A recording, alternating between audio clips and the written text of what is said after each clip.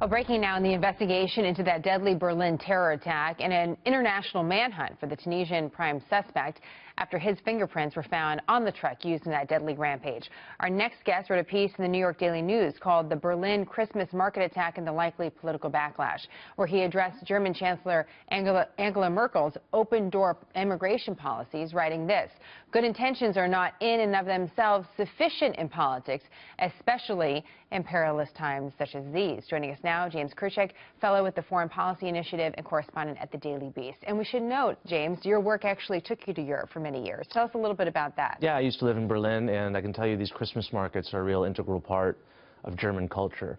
There's about 2,500 of them across the country, 60 in Berlin alone. There's something that every German, spends at least a day or two going to, and they're very symbolic, which is, I think, why they were attacked. And I can tell you that for months, people had been quietly suspecting, and there have been murmurs that the Christmas markets would be sort of the perfect target for a Islamist terrorist attack. That's so chilling to hear. Yeah.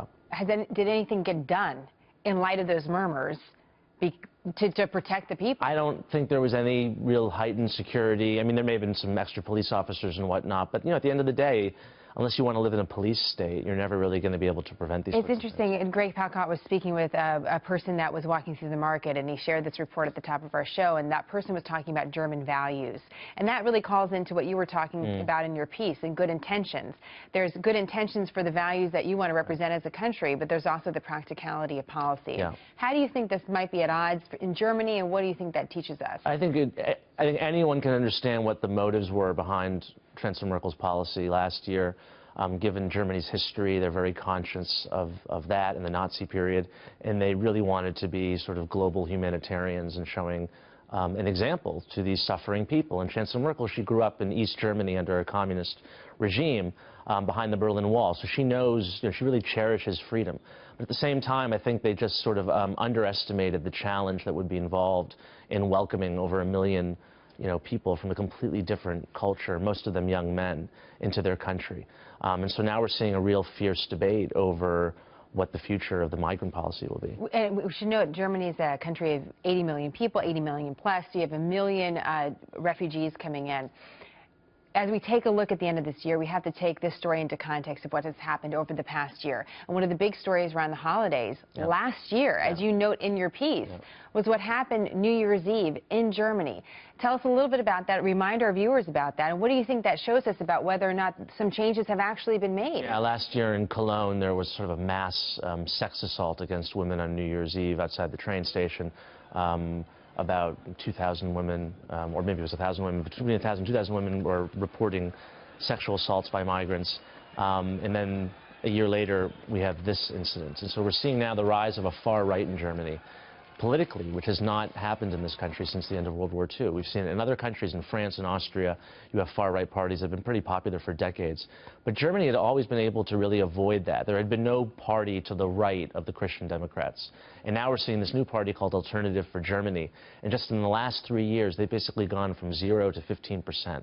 And they may be the third biggest party in the German parliament. It's interesting, as you're talking about Germany and obviously some of the political changes, there are those that use that term alt-right here at home. No. And of course, part of America is, we have a very strong tie to immigrants. Right. Look back in the number of American families that can trace their lineage to Ellis Island, for example. It's incredible. So as we take what happened in Germany and obviously cover it extensively, how do you think that applies to us here at home? We have a new president coming in, potentially new policies. What does it teach us? What should we learn from it?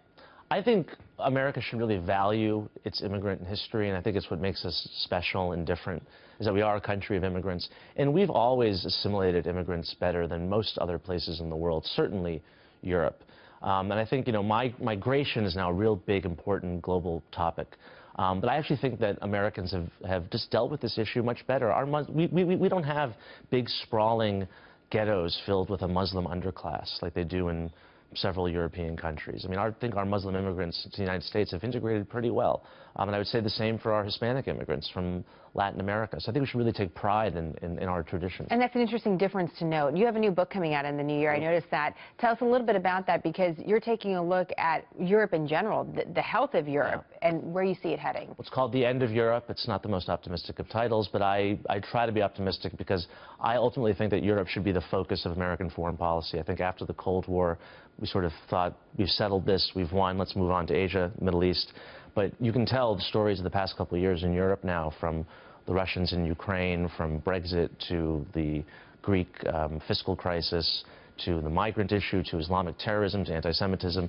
The sort of old, nasty traditions that Europeans have fought for hundreds of years are really rearing back with an ugly force, and we need to confront it. I hear what you're saying. A strong, free Europe is important for a strong, free Absolutely, America. absolutely. We look forward to talking to you about that book coming out. It's going to be a big year. By the way, happy birthday. Thank you James. so much. Special day for James. Not only does he get to come on set, which we appreciate, but celebrating your birthday. Thank you. Thank you very much. John?